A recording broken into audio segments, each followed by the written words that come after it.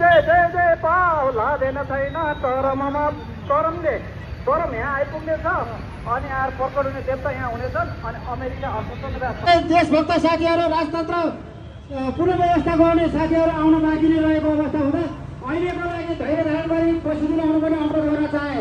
विभिन्न ठाउँबाट आउने क्रम जारी रहेको छ। त्यसै क्रममा म यहाँहरू सम्पूर्णलाई लाइनबाट बसिरहनु हुने आमा बुवा दाजुभाइ हाम्रो दिदीबहिनी सबैलाई यहाँ अगाडि आइदिन हुन पनि अनुरोध गर्न चाहे। देश जोगायो भने देश रह्यो भने मात्रै हामी बस्छौँ, हामी नेपाली रहन्छौँ। देश जोगिएन देश रहेन भने हामी नेपाली कहाँ रहला र। त्यो कुराहरू तपाईँहरूले सर्वविदितै भइसकेको कुरा हो। जस्तै म तपाईँहरूलाई एउटा मिसाल दिन चाहन्छु।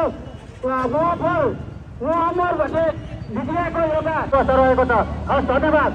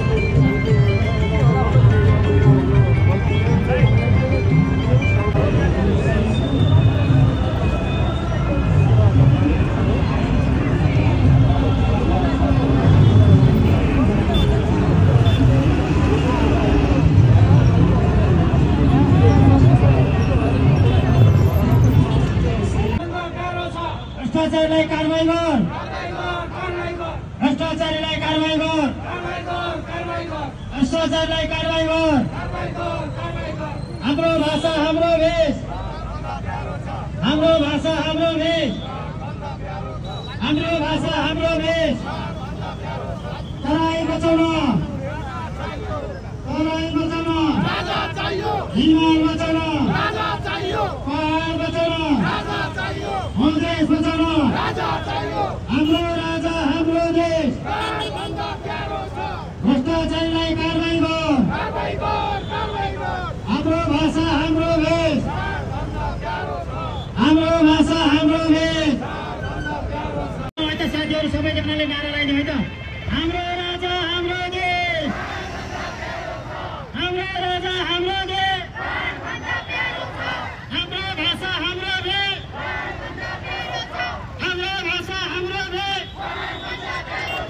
शिवराज महाराज सरकारको, शिवराज महाराज सरकारको, शिवराज महाराज सरकारको।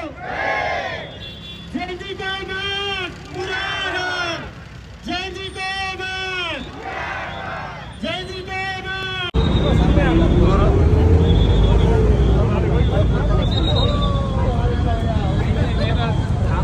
पोखाबाट आउने चाहिँ आउन बाँकी रहेको हुँदा केही समय धैर्य धारण गरिदिएर हुन पनि अनुरोध गर्न चाहे। थोरै नारा लगाइदिइहालौँ। यतिखेर हामी आत्माका साथ एकदम सुयल तरिकाले नारा लगाउन अनुरोध पनि गरे। शिवराज महाराज धिराज सरकारको, हाम्रो भाषा हाम्रो भेष। अदालत बचाउन,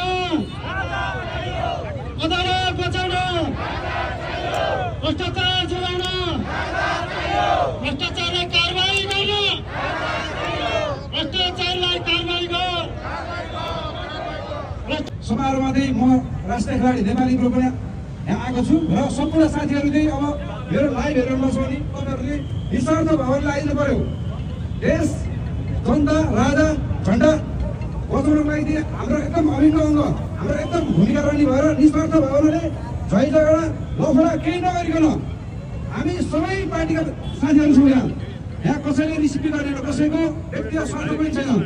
देशको लागि विभिन्न देशमा जाँदाखेरि कुनै पनि मन्त्रीको कुरा गरेर त्यहाँ राजाकै कुरा गरेर अस्तिमा भर्खरै हङकङ र जापान जाँदाखेरि त्यहाँ राजाकै कुरा गरेको म गेममा जाँदाखेरि। त्यही भएर म त के चाहन्छु भने अब देशमा त राजा आउनु पर्यो र मलाई एउटा मेरो चाहिँ व्यक्तिगत स्वार्थ पनि भन्न चाहन्छु।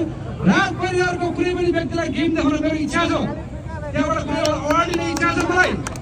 त्यही भएर राजा चाहियो होइन, निस्वार्थ भावनाले खालि कुनै व्यक्तिगत स्वार्थ होइन कि निस्वार्थ भावनाले राजा चाहियो। र मेरो लाइफमा जति पनि हेरिरहनु भएको छ, म कसैको लोभ लालचमा आएको होइन है। म त मेरो आफ्नै स्ट्याटस बनाएको व्यक्ति, म आफ्नै ब्रान्ड बनाएको व्यक्ति।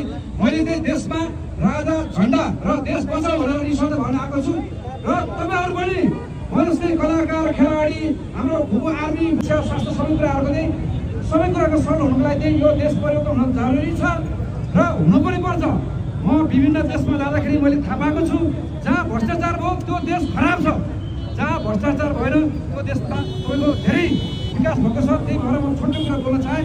अब यहाँभन्दा बढी बोल्न चाहेँ। म कान्छा मर्जन, हाम्रो कान्छा मर्जन सरकार हुन्छ, उहाँलाई दुई शब्द बोल्न चाहन्छु। यहाँ राजा आऊ, राजा आऊ,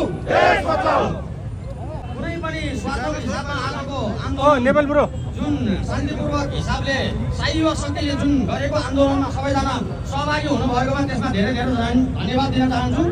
अब देश रह्यो हामी रहन्छौँ, देशै रह्यो भने हामी रहँदैनौँ भन्ने हिसाबले मेरो पहिलादेखि नै अभिव्यक्ति र यो मैले बारम्बार